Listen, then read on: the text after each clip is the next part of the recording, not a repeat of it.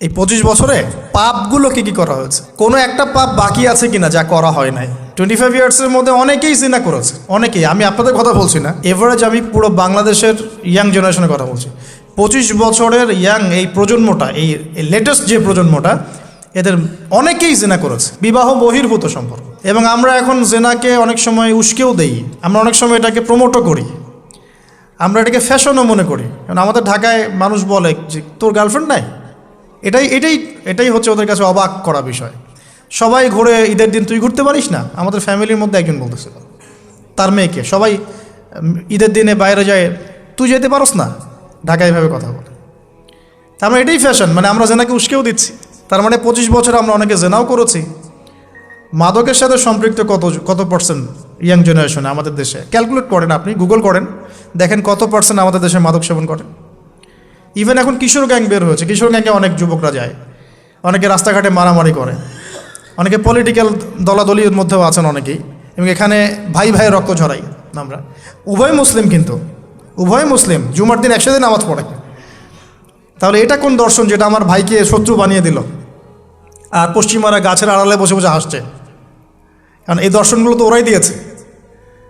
তো 25 বছরের পাপগুলো একটু ক্যালকুলেট করি। প্রিয় দিনী বোন, একটু হিসাব করবেন যে 25 বছর আপনি কতদিন পর্দা করেছেন, কত 25,000 মানুষ আপনার চেহারা দেখেছে কিনা? এই 25 বছরে কত হাজার মানুষ আপনার চেহারা দেখেছে? আর ছেলেরা আপনাকে দেখলে কখনো চেহারা সুরত দেখে না। বেগানা নারীর দিকে একটা ছেলে যখন তাকায় এবং সেক্সুয়াল ডিজায়ার নিয়ে তাকায়, তখন সে চোখ দিয়ে তাকে রেপ করে। ভেরি সরি টু সে যে আপনি প্রচুর চোখ দিয়ে রেপড হয়েছেন প্রিয় দিনী বোন। অনেকেই আপনাকে চোখ দিয়ে রেপ করেছে, আপনি বুঝতেই পারেন নাই। তো এই 25 ইয়ার্স আমরা অনেক কিছুই করেছি, অনেক কিছুই করি নাই। এখন একটু আজকে সাদা একটা কাগজ নিয়ে আমরা একটা হিসাব করব যে আমরা 25 বছরে কী করেছি, কী করি নাই, কী পাপ করেছি, কী করি নাই, কী পুণ্য করেছি, কী করি নাই। আমি আগে মনে করতাম যে একটা খালেস তওবা ইনশাআল্লাহ আল্লাহ পাক সব মাফ করে দিবেন।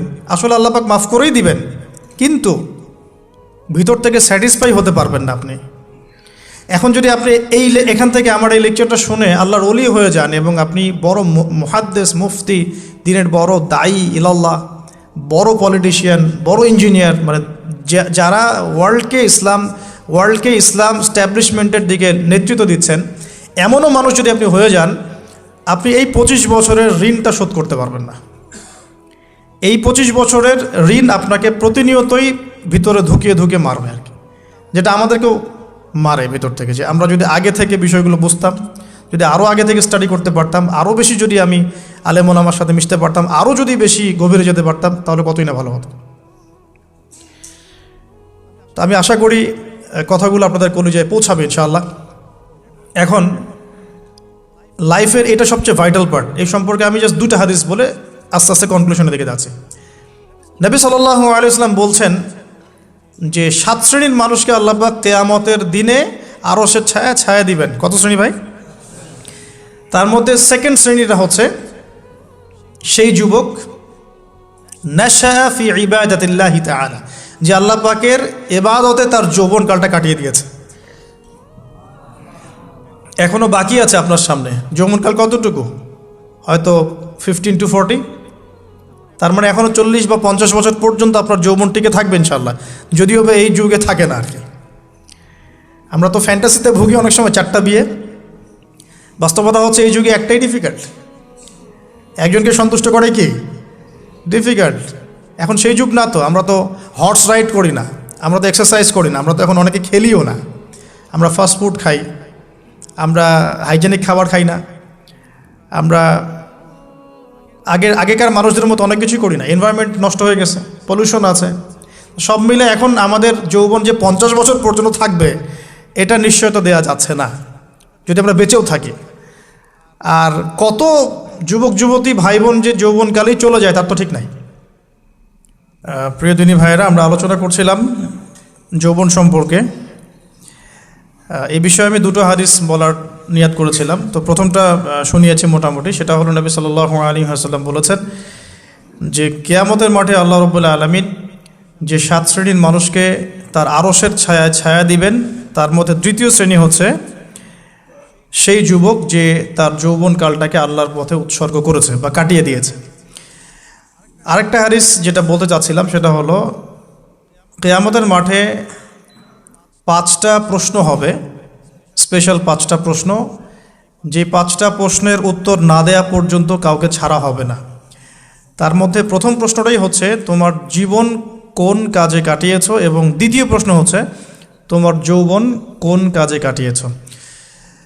সো আমি বলছিলাম আপনাদেরকে যে যৌবনকালটাকে যদি আমরা আল্লাহর পথে কাটাতে পারি, ইনশাআল্লাহ তাআলা আমাদের এই যে উদ্দেশ্যটা, যে নিজেরা দিন পালন করব, নিজের পরিবারের মধ্যে প্রতিষ্ঠা করব, আমাদের সমাজে দিন ইসলামের দাওয়াতি কাজ করব, যেখানেই থাকি সৎ থাকব, একদিন ইনশাআল্লাহ দিন আবার বিজয়ী হবে, এই যে স্বপ্নগুলো, এগুলো বাস্তবায়িত হবে ইনশাআল্লাহ তখনই যখন আমরা নিজেরা পরিবর্তিত হয়ে সমাজের জন্য ভালো কিছু বয়ে নিয়ে আসবো ইনশাআল্লাহ।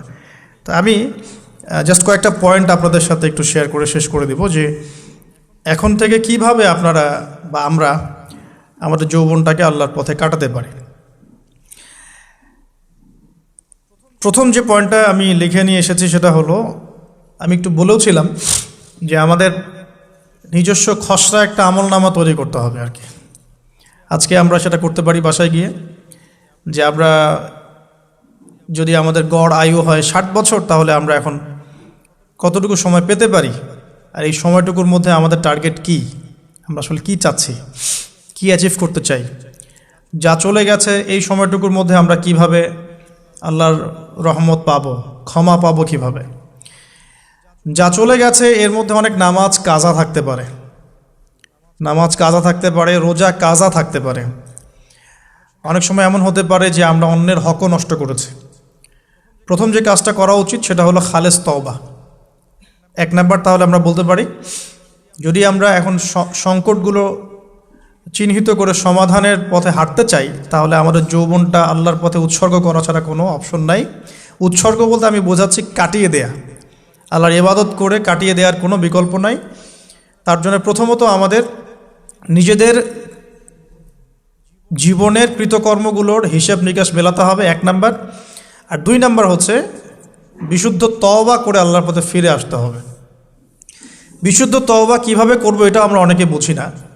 অনেকে মনে করি যে মুখ দিয়ে জাস্ট আস্তাগফিরুল্লাহ বললেই হয়তো তওবা হয়ে যায়। বিষয়টা এমন নয়। বিশুদ্ধ তওবা হচ্ছে আপনি আল্লাহর দিকে পরিপূর্ণ অভিমুখী হবেন, রুজু করবেন, এর নাম হলো বিশুদ্ধ তওবা। যে পাপগুলো করেছি এগুলোর জন্য ক্ষমা চাওয়া, এই পাপগুলো কোনোদিন করব না এরকম প্রত্যয় ব্যক্ত করা, আর যদি অন্যের সাথে সম্পৃক্ত কোনো হক থেকে থাকে সেটা ফেরত দেওয়া। তো আমরা আজকে গিয়ে সুন্দর করে ওযু করে 2 রাকাত নামাজ পড়তে পারি। 2 রাকাত নামাজ পড়ে আমরা আল্লাহকে বলতে পারি যে আস্তাগফিরুল্লাহাল্লাযী লা ইলাহা ইল্লা হুয়াল হাইয়ুল কাইয়্যুম ওয়া আতুবু ইলাইহি। আল্লাহ, আমি আমার জীবনের এই যে একটা বড় সময় তোমার থেকে দূরে ছিলাম, নামাজ কাজা হয়েছে, রোজা কাজা হয়ে গেছে, চোখের হেফাজত হয় নাই, জিনা হয়ে গেছে নাউযুবিল্লাহ, মাদকের সাথে সম্পৃক্ত ছিলাম নাউযুবিল্লাহ, আমরা মিউজিক্যাল ইনস্ট্রুমেন্ট প্লে করেছি, ইত্যাদি ইত্যাদি। এগুলো থেকে আল্লাহ আমরা আজকে তোমার কাছে তওবা করছি, ক্ষমা চাচ্ছি, এবং আগামী দিনগুলোতে তোমার হুকুম আহকাম মেনে চলার তৌফিক চাচ্ছি। 2টো জিনিস খুব প্রয়োজন, একটা হলো তৌফিক, একটা হলো দোয়া। আপনার প্রচেষ্টা আল্লাহর কাছে দোয়া করতে থাকা এবং আল্লাহর কাছে তৌফিক কামনা করতে থাকা। আল্লাহ পাক যাকে ইচ্ছা তাকে তৌফিক দিয়ে থাকেন। আল্লাহ রাব্বুল আলামিন যাকে ইচ্ছা তাকে তৌফিক দিয়ে থাকেন। যে আল্লাহর কাছে যত বেশি চাইবে আল্লাহ পাক তত বেশি দিবেন ইনশাআল্লাহ। তো এই জন্য চেয়ে নিতে হবে, প্রথমত চেয়ে নেবেন যে আল্লাহ আপনি আমাকে তৌফিক দিন যাতে করে আমি আমার পুরো জীবনটাকে আপনার ইবাদতে কাটাতে পারি, আরও সে ছায়া পেতে পারি। আল্লাহ কবুল করুন, আমিন। এখন ইস্তেগফার করার পর যার যার হক তাকে তাকে ফিরিয়ে দেওয়া উচিত। যদি আপনি বা আমি আল্লাহ না করুক কারো হক নষ্ট করে থাকি, সেটা ফিরিয়ে দিতে হবে। এই হক নষ্ট ফিরিয়ে দেওয়ার মানে এটা নয় যে গার্লফ্রেন্ডকে কথা দিয়েছিলেন বিয়ে করবেন, সেখান থেকে ফিরে আসা যাবে না। ব্যাপারটা কিন্তু এমন নয় আর কি। এরকমও প্রশ্ন আমাদের কাছে অনেকে করেছেন যে আমি তো আমার গার্লফ্রেন্ডকে কথা দিয়েছিলাম যে আমি তোমাকে ছাড়া আর কাউকে বিয়ে করব না, তো এখন কি আমি ফিরে আসলে, তওবা করে ফিরে আসলে কি এর জন্য আল্লাহ আমাকে ধরবেন কিনা? মনে রাখবেন, শয়তান হচ্ছে এই পৃথিবীর সবচাইতে ইন্টেলেকচুয়াল প্রাণী। সিরিয়াসলি, ও যে এত বেশি স্মার্ট যেটা আমাদের চিন্তারও বাইরে, চিন্তার বাইরে। যখন শয়তান সরাসরি মানুষকে পথভ্রষ্ট করতে ব্যর্থ হয়, তখন কিছু নেক সুরত ধারণ করে। দিনী ভাই দিনী বোন, এটা নেক সুরত, ঠিক আছে। তারপরে দাড়ি টুপিওয়ালা মানুষের মধ্যে এটা ঢুকিয়ে দেওয়া যে আমি তো অনেক আবেদ মানুষ, পরহেজগার, ওরা তো ককরোচ।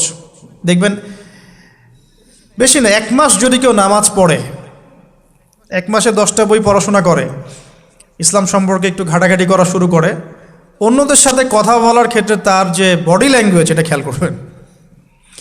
তো শয়তান কিন্তু অনেক স্মার্ট, এভাবে শয়তান অনেকভাবে মানুষকে প্রতারিত করতে পারে। সো শয়তানের নেক্সট শুরুতে ধোকায় পা দিবেন না। আল্লাহ পাক আমাদের সবাইকে হেফাজত করুন, আমিন। খুব ভালো একটা কাজ করছি মনে করেন, একটা বড় প্রজেক্ট করছি সারা বাংলাদেশ ব্যাপী, একটু মনের মধ্যে ঢুকিয়ে দিল যে মানুষ তো দেখুক, মানুষ ভালো বলুক, যথেষ্ট আমল ধ্বংস হওয়ার জন্য।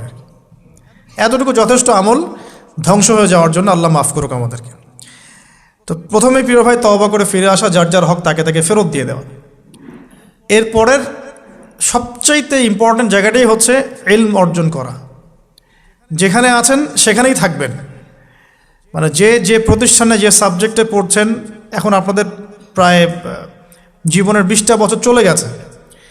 এখন সবার পক্ষে আবার ইউটার্ন করে জিরো থেকে স্টার্ট করা পসিবল না, এবং এটা বুদ্ধিমানের কাজও হবে না, এটা বুদ্ধিমানের কাজও হবে না। ওই সেকশনে যারা আছেন তাদের সংখ্যা কিন্তু প্রচুর, যারা দিনী লাইনে পড়াশোনা করছেন, ঠিক আছে। আল্লাহ চাইলে তাদের মধ্য থেকেই ইনশাআল্লাহ এমন অনেক বড় বড় মুফতি, মুহাদ্দিস, ইমাম তৈরি হবেন, যারা ধর্মীয় অঙ্গনে নেতৃত্ব দিবে ইনশাআল্লাহ। আর যদি দেখা যায় তারা তাদের দায়িত্ব পালন না করেন, তখন আল্লাহ পাক জেনারেল থেকে মানুষ উঠায় নিয়ে আসবেন। এটা আল্লাহ পাকের কৌশল, আল্লাহ পাক করতে পারেন। এখন আপনি কি করবেন? যেহেতু আপনারা 20-25 বছর পার করে আসছেন, যে সাবজেক্টে পড়ছেন কন্টিনিউ করতে থাকবেন। যদি এনভায়রনমেন্ট থাকে ফ্রি মিক্সিংয়ের, এখানে আপনি আপনার চোখকে হেফাজত করার চেষ্টা করবেন সর্বোচ্চ। এ ব্যাপারে আমি একটা বই সাজেস্ট করি, এই বইটা পড়লে ইনশাআল্লাহ আপনার অন্তরের মধ্যে এই বিষয়গুলো কমে আসবে ইনশাআল্লাহ। সেটা হলো তাসকিয়া, ও আরেক নামে এসেছে, সেটা হলো তাসাউফ ও আত্মশুদ্ধি। তাসাউফ ও আত্মশুদ্ধি পুরো ওয়ার্ল্ডের ওয়ান অফ দ্য মোস্ট, বলবো যে অনারেবল একজন আলেমে দিন, টপ 10-এর মধ্যে একজন, আল্লামা তাকি উসমানী দামাত বারাকাতুহু, তার লেখা বই তাসাউফ ও আত্মশুদ্ধি। বাংলাদেশে যে মাকতাবাতুল আশরাফ তারা প্রকাশ করেছে। এই বইটা যদি পড়েন, আপনার মনের মধ্যে নফসের যে খারাপ রিপুগুলো, এগুলো আস্তে আস্তে কমতে থাকবেন সব। এবং এই বইটা আমি বলি যে বারবার পড়া উচিত, বারবার পড়া উচিত। হ্যাঁ, তো আল্লাহ তৌফিক দান করুন। এখন পুরোপুরি ট্র্যাক চেঞ্জ করতে যাবেন না, আপনি আপনার ট্র্যাকেই থাকবেন। এখন এই ট্র্যাকে থেকে আপনি কিভাবে ইসলামিক বেসিক জ্ঞান অর্জন করবেন, কিভাবে পসিবল? কঠিন, অসম্ভব কিছু না, কঠিন। আমি অভিজ্ঞতা থেকে বলি আমার মতো করে। ফার্স্ট অফ অল, একজন বিজ্ঞ কারি সাহেব, হাফেজে কোরআন বা কারি, প্রাথমিক স্টেজ বলছি, বিজ্ঞ একজন কারি সাহেব বা হাফেজে কোরআন, যার সাথে আপনার ভালো সম্পর্ক বা যাকে আপনি চিনেন, রিনাউন্ড, বা যিনি খুব কোঅপারেটিভ, আপনাকে সময় দেন, টাইম দেন, এরকম কারো কাছে গিয়ে আপনি কোরআন তেলাওয়াত করা শিখবেন আগে। ফার্স্ট অফ অল এটা কাজ, কোরআন তেলাওয়াতটা আগে শিখবেন। আমি তো যে দুঃখ করে বলি, কষ্ট করে বলি, যে আমাদের এই দিনী অঙ্গনে এমন অনেক মানুষ আছে যারা ইভেন কোরআন রিসাইট পর্যন্ত করতে না পেরেও অনেক বড় বড় জায়গায় অভিনয় করেন, দিনিয়াতের অভিনয় করে যান, নিজের সাথে অভিনয় করে যান। অনেক সময় উদ্ধতাবশত বড় বড় আলেমদেরকে বাহাসের জন্য চ্যালেঞ্জ করে থাকেন, অথচ কোরআন তেলাওয়াত শুদ্ধ না। কোরআন তেলাওয়াত শুদ্ধ না মানে নামাজই হচ্ছে না। কোরআন তেলাওয়াত শুদ্ধ না মানে কি? নামাজ হচ্ছে না। কবুল করার মালিক তো আল্লাহ, শর্ত তো এটা। কবুল করার মালিক তো আল্লাহ। আল্লাহ পাক চাইলে কেউ এক ওয়াক্ত নামাজ না পড়লেও তওবা করে ফিরে আসছে মৌতের আগে, হয়তো আমরা জানি না, আল্লাহ মাফ করে দিয়েছেন, হতে পারে না? এটা তো শর্ত, কোরআন তেলাওয়াত তাজবিরের সাথে শিখতে হবে। তো এখানে যদি একজন আলেম থাকেন, একজন কারি থাকেন, হাফেজ থাকেন, তার কাছে আপনারা ব্যাচ করে পড়লেন, অথবা সে যদি কোনো ইনস্টিটিউট খুলে সেখানে আপনারা একটু সময় দিলেন, বা যারা পড়তে জানেন আবার মস্ক করে নিলেন। ফজরের পর 1 ঘন্টা, সপ্তাহে 3 দিন, 3 মাস এনাফ। ফজরের পর 1 ঘন্টা, সপ্তাহে 3 দিন, আপনার 2 থেকে 3 মাস যথেষ্ট। কোরআন তেলাওয়াত আপনি শিখে ফেলবেন ইনশাআল্লাহ। এটা প্রথম কাজ। এটা না করে পরের কাজগুলো আসলে পসিবল না। এগুলো সব জাতামাতা কাজ হয়ে থাকবে, এগুলো মানে পূর্ণতা পাবে না। প্রথম কাজটাই কোরআন তেলাওয়াত শেখা। এরপরে আপনার অনেকে তাবলিগ জামাতে সময় দেন, সময় দিবেন। অনেকে দেখা যায় যে বাসায় দিনই বই পুস্তক পড়েন, এগুলো পড়বেন, ঠিক আছে। অনেকে হাদিসের বইয়ের যে অনুবাদগুলো হয়েছে এগুলো পড়বেন, সমস্যা নেই। কিন্তু কোরআন তেলাওয়াত অবশ্যই শিখবেন। তারপরে আপনি যদি এখান থেকে বের হওয়ার পরে বা রানিং অবস্থাতেও যদি সময় বের করতে পারেন, তাহলে মাদ্রাসা অঙ্গনের কোনো আলেমের সহবতে গিয়ে আপনি অ্যারাবিক ল্যাঙ্গুয়েজ এবং অ্যারাবিক গ্রামার শিখবেন। ওটা আপনার শেখার লেসন 2, কোরআনের পর এটা শেখার লেসন 2। অ্যারাবিক ব্যাকরণ, অ্যারাবিক গ্রামার এবং অ্যারাবিক ল্যাঙ্গুয়েজ ছাড়া কোরআনের তাফসির তর্জমা এগুলো বোঝা যায় না। যে যাই বলুক এটাই ফুল স্টপ কথা। তাফসির আপনি তো বঙ্গানুবাদ দেখে অনেক কিছু বুঝতে পারেন ঠিকই। আল্লাহ পাক বলেছেন সুদ খেও না, জেনার ধার কাছে যেও না, এগুলো কমন মেসেজ, সেগুলো সবাই নিতে পারে।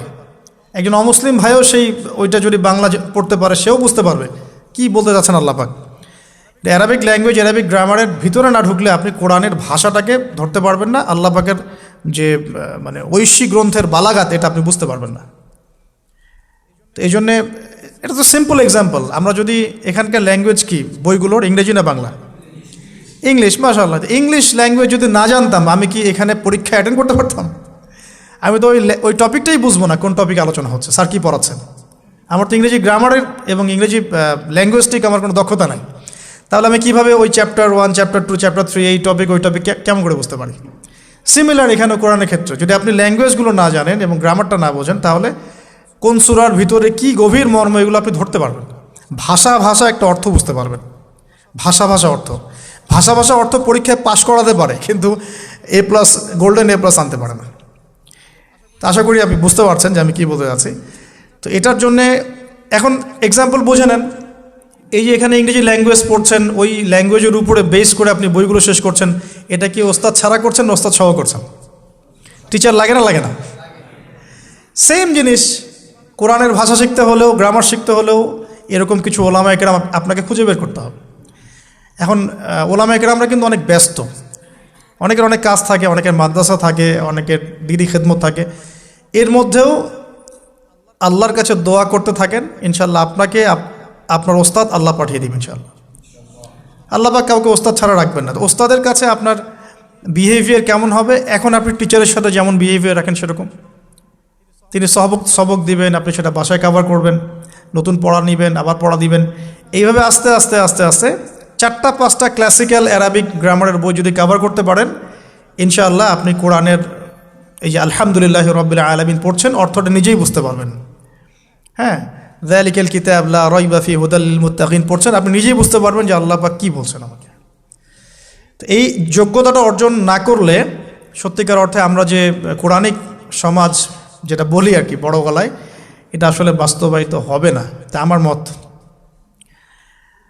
আর এরপরে আপনি আরও উঁচু লেভেলে যদি পড়তে পারেন, যে পড়াশোনা শেষ, আপনার জব সেকশন নিশ্চিত, আপনার সময় আছে মাশাআল্লাহ, এখন এই সময়ের মধ্যে আপনি চাইলে হাদিসের যে কিতাবগুলো, হাদিসের বেসিক কিতাবগুলো মোতাআলা করতে পারেন। যে কাজটা আমি এখন করছি আর কি, হাদিসের বেসিক কিতাবগুলো আপনি মোতাআলা করতে পারেন। এটার জন্য অ্যারাবিক এবারত পড়ার যোগ্যতা অর্জন করতে হবে। এটা কি জিনিস? এটা হচ্ছে জবর জের পেশ ছাড়া আরবি পড়ার যোগ্যতা। এখন যে কোরআন তেলাওয়াতটা আপনি শিখবেন সেটা হচ্ছে জবর জের পেশ দেয়া কোরআন আপনি পড়বেন, তাই না? কিন্তু হাদিসের যে বইগুলো আছে এই বইগুলোর মধ্যে কিন্তু কোনো জবর জের পেশ দেয়া থাকে না। মৌলিক কিতাবের কথা বলছি, মৌলিক যে বইগুলো। অনেকে মনে করেন অনুবাদ করা বইগুলোই মনে হয় মূল বই, এগুলো হচ্ছে ওই বইগুলোর অনুবাদ, আংশিক অনুবাদ, পুরোপুরি অনুবাদ নয়। মূল বইগুলো পড়তে হলে এবারত পড়ার যোগ্যতা অর্জন করতে হবে। এটা level 3, Arabic grammar, Arabic language শেখার পর এই লেভেলে মানুষ যায়। আর একটু ধাপগুলো চিন্তা করতে থাকেন, কোন ধাপে গিয়ে কোন বইগুলো পড়তে হয়। আর অনেক সময় আমরা কি উদ্ধত আচরণটাই না করি হুজুরদের সাথে, আলেমদের সাথে, স্কলারদের সাথে। বিকজ আমাদের সামনে একটা চমৎকার প্ল্যাটফর্ম আছে ফেসবুক, তাই না? এখানে তো মানে রাত দিন, দিন আর রাত একে, রাতকে দিন বানানো যায়, দিনকে রাত বানানো যায়। হ্যাঁ, এখানে ওই যে আলোর প্রতিসরণের মতো হয় আর কি, সাইজ এতটুকু, বিম্ব হবে এত। তো আল্লাহ মাফ করুক আমাদেরকে। এখন হাদিসের মোতালা যদি করতে না পারেন, ওই পর্যায়ে যেতে না পারেন, তাহলে কি? তাহলে ওই হাদিসের মধ্যে যে কিতাবগুলো বাজারে অনুবাদ হয়েছে ওগুলো পড়তে হবে। যেমন অনুবাদ হয়েছে ফয়জুল কালাম। ফয়জুল কালাম একটা হাদিসের কিতাব, মাদ্রাসায় পড়ানো হয়। এর মধ্যে চমৎকার অনেকগুলো হাদিস আছে, প্রায় সম্ভবত 1000-এর বেশি হবে। এরপরে মোতালা করতে পারেন আপনি মিশকাতুল মাসাবিহ, এই বইটাও অনুবাদ হয়ে গেছে, এটাও ভালো কিতাব মাশাআল্লাহ। এরপরে আছে রিয়াদুস সালেহিন, এটাও একটা চমৎকার কিতাব। বুলুগুল মারাম মিন আদিল্লাতিল আহকাম, এটা একটা কিতাব আছে, এটাও মোতালা করতে পারেন হাদিসে। এরপরে আছে আপনার এখন যেটা বলছি, ইসলামিক ফাউন্ডেশন হয়েছে অনেক আগেই। এছাড়া বাংলা বাজার ঢাকায় যে ইসলামিক লাইব্রেরিগুলো, প্রকাশনা সংস্থাগুলো আছে, তারা মোটামুটি আবু দাউদ, তিরমিজি, নাসাই, ইবনে বাজা, কোনো প্রকাশনী বুখারী মুসলিমের কিছু ভার্সনও অনুবাদ করেছে। তবে এই উঁচু লেভেলের হাদিসের কিতাবগুলো শুরুতেই হাত দেওয়া যাবে না, এটা একটা মাথায় রাখবেন। শুরুতেই এই বড় বড় কিতাবগুলো হাত দেওয়া যাবে না। প্রথমে মানে আমরা তো আগে এসএসসি ইন্টার পাস করে এখানে আসছি না, নাকি আগে ডাইরেক্ট এখানে পড়তে হয়েছে? একই বিষয়। ওরকম ফয়জুল কালামের মতো বইগুলো আগে পড়তো, ফয়জুল কালাম, আলফিয়াতুল হাদিস, রিয়াদুস সালেহিন, মিশকাত, এগুলো আগে পড়বেন। তারপরে গিয়ে যদি যোগ্যতা হয় ওই বইগুলো হাত দিবেন। তবে অনেক সময় দেখা যাবে একটা হাদিস বুঝতে পারছেন না, কোরআনের আয়াত বুঝতে পারছেন না, ওই অবস্থাতেই ওই হাদিস এবং ওই কোরআনের আয়াতকে রেখে দিবেন। এটাকে নিয়ে কোনো রকমের কনক্লুশনে চলে যাবেন না, আর ওইটাকে নিয়ে প্রচার করতে যাবেন না। বরং এগুলোকে একত্রিত করে সপ্তাহে একদিন আবার আলেমের কাছে চলে গেলেন, ওস্তাদ এগুলো বুঝি নাই, লাস্ট উইকে আমি এগুলো পড়েছি, এটা বুঝি নাই, তিনি বুঝিয়ে দিবেন ইনশাআল্লাহ। এগুলো পড়াশোনা। এর পাশাপাশি আমি বলছি বিষয়ভিত্তিক ইতিহাসের বই চলে আসছে, ইসলামের ইতিহাসের বই চলে আসছে। তারপরে সিরাতের অনেক বই বাজারে চলে আসছে, প্রায় 40-45টা বই পাওয়া যায় সিরাতের এখন বাংলাদেশে। তারপরে ফিকহের অনেক বই অনুবাদ হয়ে গেছে। এছাড়া আকিদার অনেক বই পাওয়া যায়। সবচেয়ে ভালো হয় যে আকিদা তাহাভিয়া বইটা পড়তে পারেন, এই বইটা পড়লে অনেক চমৎকার হবে। এর পাশাপাশি বরেণ্য ওলামায়ে কেরামদের বই পড়বেন। মানে বরেণ্য ওলামায়ে কেরাম কারা? যারা পুরো ইসলামিক বিশ্বে স্বীকৃত, যারা কোনো সাম্প্রদায়িকতা বিলং করেন না, যে আমি এই সম্প্রদায়ের মানুষ, আমি ওই সম্প্রদায়কে মুসলিম মনে করি না, এরকম না। যারা বরেণ্য, রিনাউন্ড ওলামায়ে কেরাম সারা ওয়ার্ল্ডে। এই যে বললাম আল্লামা তাকি উসমানী হাফিজাহুল্লাহ, একজন বরেণ্য আলেম, তার যে কোনো কিতাব চোখ বন্ধ করে পড়তে পারেন, কোনো সমস্যা নেই। বাংলাদেশে আব্দুল মালেক সাহেব হাফিজাহুল্লাহ, মারকাজুদ দাওয়ার পরিচালক, একজন বরেণ্য আলেম। আশরাফ আলী থানভী রাহিমাহুল্লাহ একজন বরেণ্য আলেম। হানাফি কওমের ফিকহে এরকম অনেক বরেণ্য ওলামায়ে কেরাম আছেন। তারপরে আরবের মধ্যে এমন অনেক বরেণ্য আলেম আছেন, শাইখ উসাইমিন, শাইখ বিন বাজ, সালেহ আল ফাউজান, এরকম অনেক বড় বড় আলেম আছেন যারা রিনাউন্ড ওলামায়ে কেরাম। তাদের কিতাবগুলো আপনি পড়তে পারেন, কিন্তু যাদের মানে লেখা এবং গবেষণাগুলো ছাত্র পর্যায়ের, এগুলোকে আপনি প্রামাণ্য বই বানাবেন না। তো প্রামাণ্য বই পড়বেন আর আলেমের সাথে সম্পর্ক রাখবেন। দুটো যখন একসাথে থাকবে তখন আপনি কিছু আটকে গেলেও তার সাথে পরামর্শ করে একটা কনক্লুশন খুঁজে পাবেন। এগুলো জাস্ট বই সংক্রান্ত কথা বললাম। এখন এগুলো হচ্ছে সবচেয়ে বড় বিষয়টা হচ্ছে, এগুলোর চাইতে বেশি বড় বিষয় হচ্ছে যে কোনো একজন, অন্তত পক্ষে একজন, আপনি চাইলে 10 জনের সাথেও রাখতে পারেন, কিন্তু অন্তত পক্ষে একজন মুহাক্কিক আলিমের সাথে আপনি সম্পর্ক রাখবেন পরামর্শের জন্য। অন্তত পক্ষে একজন মুহাক্কিক আলেমের সাথে, মানে হকপন্থী মুহাক্কিক আলেমের সাথে আপনি সম্পর্ক রেখে চলবেন। এটা অনলাইনের যুগ, এটা তো কিন্তু সহজ। আর সম্পর্ক শুধু অনলাইন কেন্দ্রিক হবে এমনটাও বলছি না, তার সাথে সাক্ষাৎ করবেন, তার কাছে নসিহত নেবেন, তার কাছে গিয়ে কিছু পড়বেন, হ্যাঁ, তাকে দেখবেন তিনি কিভাবে আমল করেন, ব্যক্তি জীবনে তিনি কেমন, তিনি আপনাকে কী নসিহত করেন, তার সাথে মিশবেন। সোহবত মানে কি? মানে আমরা কি শুধু টিচারদের মানে পড়াশোনাগুলোই ফলো করি না, টিচারকে দেখিও বটে। আমরা বস্তুবাদী এডুকেশনের ক্ষেত্রে হয়তো অত কেয়ার করি না, টিচার যেটা পড়াচ্ছেন ওটা জাস্ট টুকে নেই, পরীক্ষা পাশ করলেই হইল। আমরা টেন্ডেন্সি এমন, কিন্তু ইসলামিক এডুকেশনটা কিন্তু এমন নয়। সাহাবা একরাম রাদিয়াল্লাহু আনহুম আজমাইন তারা এই আমাদের মতো কাগজের বই পুস্তক পড়ে ইসলাম শেখেন নাই।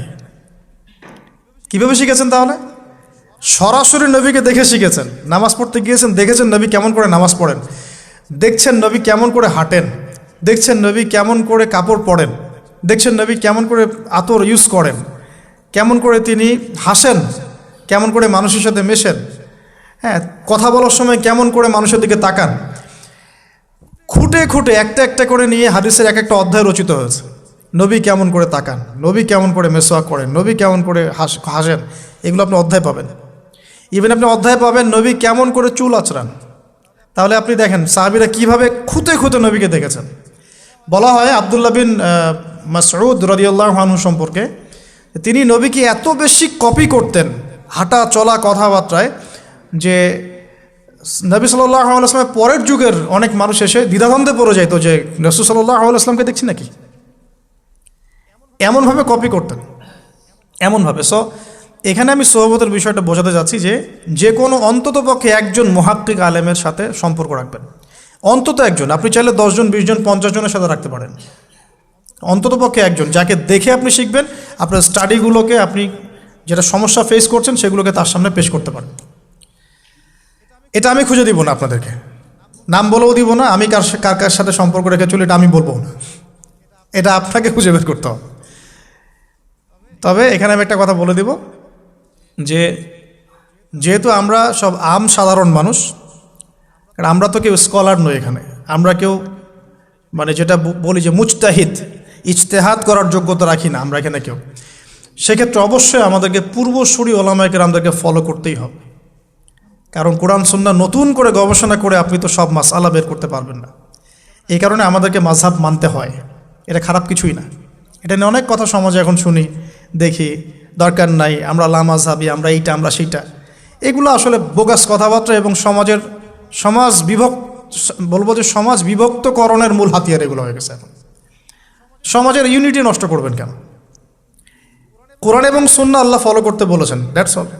আর কোরআন সুন্নাহ আপনি কি এখন আমি যদি আপনাকে কোরআন এই যে দিলাম, নেন কোরআন, নেন তাফসির ইবনে কাসির, নেন তাফসির জালালাইন, নেন আপনি তাফসিরে মারিফুল কোরআন, নেন এইটা, এই যে বুখারী নেন, মুসলিম নেন, তিরমিজি, আবু দাউদ, নাসাই সব নিয়ে নেন। এখন আপনি কি গবেষণা করে সব মাসআলা আমাকে দিতে পারবেন?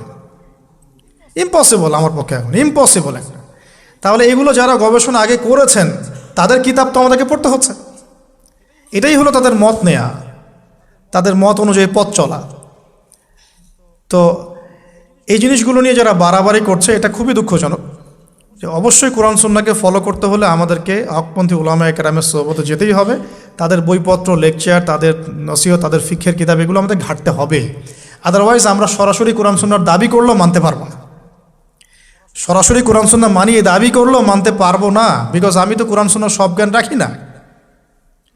ক্রিপ্টোকারেন্সি হালাল না হারাম আমি যদি আপনাকে এখন প্রশ্ন থ্রো করে দেই, নেন সব বই দিয়ে দিলাম কোরআন সুন্নাহর, আপনি কি ঘেটে আমাকে অ্যান্সার দিতে পারবেন?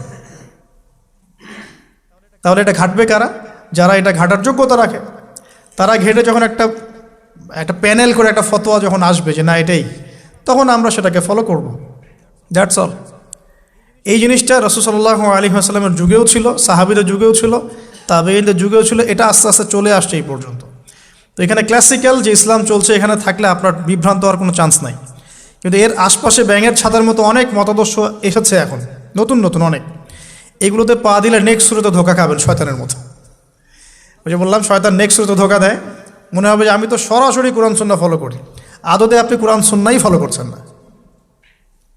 আদতে আপনি কোরআন সুন্নাহর কিছুই ফলো করতে পারবেন না, বা ফলো করলেও আংশিক পারবেন, আংশিকটা পারবেন না। একটা মাসআলা মনে করেন, একটু বলেন এই জায়গায়, একটা মাসআলা মনে করেন এসেছে যে আমরা বর্তমান অর্থ ব্যবস্থায় বর্তমান অর্থ ব্যবস্থায় আমরা কিভাবে আমাদের ব্যাংকিং সিস্টেমটা সাজাবো। ধরেন একটা মাসালা এসেছে, এখন এই বিষয়ে যদি আমরা ইকোনমিক্সের উপর দক্ষ ওলামায়ে কেরামদের শরণাপন্ন না হই, আমরা কি অ্যান্সার নিতে পারবো? আমি কি পারবো উত্তর দিতে? আপনি কি পারবেন? যে কোরআন এবং সুন্নাহ গবেষণা করেছেন এবং যার কাছে অর্থনীতির জ্ঞান আছে, ওই রকম মহাক্কিক কোনো আলেম আপনাকে বলতে পারবে এখন আমাদের কি করা দরকার।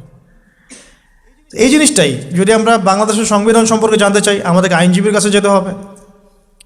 আমরা যদি রোগ নির্ণয় করতে চাই, ডক্টরের কাছে যেতে হবে। এখানকার ইঞ্জিনিয়ারিং যা পড়ানো হয়, আমি কি সেটা বলতে পারবো? তাহলে আমাকে এখানকার স্যারের কাছে যেতে হবে, স্যার এখানকার বিষয়টা কি আমাকে একটু বুঝাই দেন। তখন তিনি তার জ্ঞান থেকে এবং তার জ্ঞানের সোর্স থেকে ঘেটে ঘেটে আমার জন্য কিছু সমাধান বের করে দিবেন, আমি তো সেটা ফলো করব। তো এই ফলো করা জিনিসটাকে যারা নেগেটিভলি উপস্থাপন করছেন, এটা ঠিক না। এটা একটা উদ্ধত আচরণ হচ্ছে, অহংকার হচ্ছে। এই ফিতনাগুলো থেকেও বেঁচে থাকতে হবে। এই জন্য আমি বললাম অন্তত একজন মুহাক্কিক আলেমকে ধরে বসে থাকবেন। এটা আমি কিন্তু পীর মুরিদি বোঝাচ্ছি না, ঠিক আছে? আমি বোঝাচ্ছি যে আপনি মানুষের সহবতে থাকবেন, পরামর্শ ভিত্তিক, যে কোনো একজন হকপন্থী আলেম।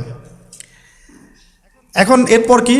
এরপরে আপনি পড়াশোনা চালিয়ে গেলেন, আলেম আপনার কাছে পরিচিত আছেন, আপনি টাচে আছেন, পড়াশোনা করছেন, কোরআন হাদিস মোতালা করছেন, মাশাআল্লাহ দ্বীনের জ্ঞান অর্জন করছেন। এখন আপনি আপনার সাধ্যমতো দাওয়াতি কাজ করবেন। যতটুকু দাওয়া আপনার দেওয়ার যোগ্যতা আপনি অর্জন করেছেন বা পারছেন, অতটুকু ছোট ছোট করে 5 মিনিট 10 মিনিট, একটা হাদিস 2টা হাদিস, এভাবে মানুষের মধ্যে ইসলামটাকে প্রচার করতে থাকেন ইনশাআল্লাহ। তবে যে বিষয়গুলো নিয়ে সমাজে ইখতিলাফ দ্বন্দ্ব দেখা যায়, এগুলো নিয়ে আপনি কথা বলতে চান না। এগুলোর কোনো সমাধান নাই, মানে এগুলো কখনো শেষ হবে এমনটা মনে হচ্ছে না। ইলা ইয়াউমিল কিয়ামা, কিয়ামত পর্যন্ত এগুলো শেষ হবে এমনটা বোঝা যাচ্ছে না। এই জন্য আমরা এখানে আগুন আর উস্কে দেওয়ার দরকার নাই। আপনি আপনার কাছে যেটা ভালো লাগে ওই মানহাজ, ওই মাযহাবটা ফলো করতে থাকেন ইনশাআল্লাহ। সাহাবীর যুগ থেকে এরকম ইখতিলাফ কিন্তু ছিল, তাই বলে কেউ কাউকে তারা এরকম তুই কাফের হয়ে গেছিস এরকম কখনো কথা কেউ বলে নাই, যেটা আমাদের পান থেকে চুন খসলে মানুষ বলে দেয়। এরকম জায়গায় যায় না, এটা তাস্কিয়া নষ্ট হয়ে যাবে, আপনার মনের তাস্কিয়া নষ্ট হয়ে যাবে। এখন এরপরে আপনি বা আমি আমাদের কর্মক্ষেত্রটা সাজাবো। যেহেতু আমাদের এখন মাশাআল্লাহ পড়াশোনা হচ্ছে, আলেমদের সাথে আমরা সম্পর্ক রাখছি, শেষ করছি, একটু ধৈর্য ধরেন। কর্মক্ষেত্রটা আমরা সাজাবো। এখন আপনারা বের হয়ে যাবেন, জবে চলে যাবেন মাশাআল্লাহ। এখানে কি, এখানে এমন একটা বিষয় খুঁজে নেওয়ার চেষ্টা করেন যে আপনার যাতে দুনিয়ার আর্নিংসটাও চলে আসে এবং পরকালেরও কাজ হয়। এক্সাম্পল দিচ্ছি আমি একটা, ধরেন যে আমার 4-5টা মাদ্রাসা আছে, কথার কথা, আমি বিভিন্ন মাদ্রাসায় পড়াই। এখানে কি হচ্ছে, আমি ইলম শিক্ষা দিচ্ছি, আমার নিজের চর্চা থাকছে, আমি সেখান থেকে কিছু হালকা পাতলা কিছু বেতনও পাচ্ছি, আমার পরিবার চলে যাচ্ছে। তো পুরো লাইফের পুরো কাজগুলোই কিন্তু তখন দিন কেন্দ্রিক হয়ে গেল, তাহলে সে বেশি লাভবান হলো। এখন আপনাদেরকে এরকম সুযোগ বের করতে হবে যে আপনারা এমন এমন কিছু ক্ষেত্রে যাবেন যেখানে ওই কাজটাই ইবাদত বলে কাউন্ট হবে। টাফ কিন্তু ইম্পসিবল না। বা যদি এমন জব নাও পাওয়া যায়, আপনি হালাল কোনো বৈধ জবে থাকলেন, আপনার রিজিকের একটা অংশ থেকে আল্লাহর পথে সদকা করলেন। আল্লাহ পাকে এর বেশি কিছু আপনার কাছে চাচ্ছেন না। জাকাত ফরজ হয়ে গেলে জাকাত দিলেন, নফল দান সদকা করলেন, এতটুকু আপনার পরিবারের পেছনে খরচ করলেন, আল্লাহর হক আদায় করলেন, জনগণের আমরা যেটা বলি মানুষের হক সেটা আদায় করলেন। এরপরে আপনার আসবে বিয়ে শাদীর ব্যাপার স্যাপার। বিয়ে শাদীর ব্যাপার স্যাপার আগে আনলাম না কেন? কারণ ওই আত্মনির্ভরশীল না হলে তো মেয়েরা আপনার কাছে আসবে না। ওটা প্রেম করতে পারে, কিন্তু বিয়ের সময় তারা খুব সচেতন। বিয়ের সময় তারা অনেক বেশি কনসিয়াস যে না, সে কী করে এটা দেখতে হবে। এবং মেয়ের বাবা মার প্রথম প্রশ্নই হবে আপনি করেন কি। আপনি সুফি মানুষ, মনে করেন আপনি হচ্ছেন কি বলবো, যে আপনি হচ্ছেন মুহাদ্দিস, আপনি মুফতি, আপনি হচ্ছেন মুফাসসিরে কোরআন, কোনো দাম নাই। মেয়ের মায়ের কাছে এটার কোনো দাম নাই, মেয়ের বাবার কাছে এগুলো কোনো সাবজেক্ট না। ইল্লা মাশাআল্লাহ, এর বাইরেও কিছু মানুষ আছেন, কমন একটা ট্রেন্ড বললাম। প্রথম কোশ্চেন তারা করবেন যে আপনার স্যালারি কত, এবং আপনার জব আছে কিনা, আপনার বাড়ি আছে কিনা, ইত্যাদি ইত্যাদি। এই জন্যই বললাম যে আগে আর্নিং সোর্সটা নিশ্চিত করে তারপরে এদিকে যান, তাহলে সম্মানটা বজায় থাকবে। আত্মসম্মান ছেলেদের একবার নষ্ট হয়ে গেল তার ফিরে আসে না। আমরা যখন নিচের হাত হই তখন আমাদের আত্মসম্মান বলে কিছু থাকে না। আপনার আর্নিং যদি মাসে 50,000 1 লাখ টাকাও হয়, এই টাকাগুলো কিন্তু খুব বেশি বড় না এখন, কারণ এখন 1,00,000 টাকার মান আর 1,00,000 টাকা নাই, এখন ওটা 50,000 চলে আসছে। আস্তে আস্তে হয়তো আরও কমবে। যারা এগুলো বোঝেন না তারা অযথাই সমালোচনা করেন, কিন্তু আসলে ব্যাপারটা এরকমই হচ্ছে। আমি তাদের হেদায়েতের জন্য দোয়া করি। এখন এইটুকু আর্নিং যদি আপনার হয়, কিন্তু এই আর্নিংয়ে আপনার কারো কাছে হাত পাততে হচ্ছে না, আপনার সম্মান বজায় থাকবে। যখনই আমাদেরকে হাত পাততে হবে আমাদের সম্মানটা কমে যায়। আর যদি কেউ ভুল করে ঘর জামাই হন তাহলে তো অবস্থা খারাপ।